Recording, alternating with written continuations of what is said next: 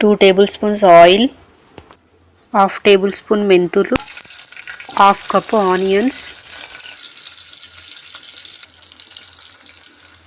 కచ్చా పచ్చగా దంచిన అల్లం వెల్లుల్లి,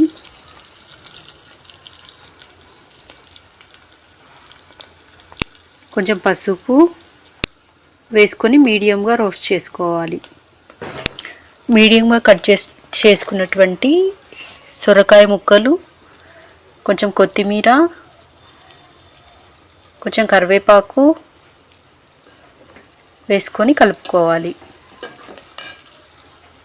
కొంచెం కలిపిన తర్వాత 1 టేబుల్ స్పూన్ కారం వేసి ఒకసారి కలుపుకోండి.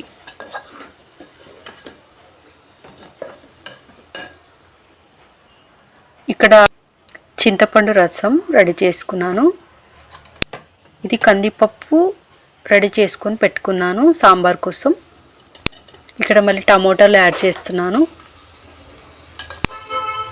కందిపప్పు వచ్చేసేసి 6 విజిల్స్ పెట్టి వెనిపి పెట్టుకున్నానండి రెడీగా.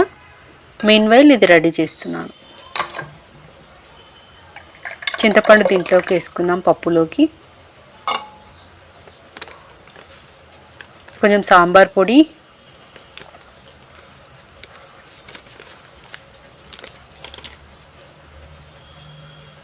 కొంచెం ధనియాల పొడి,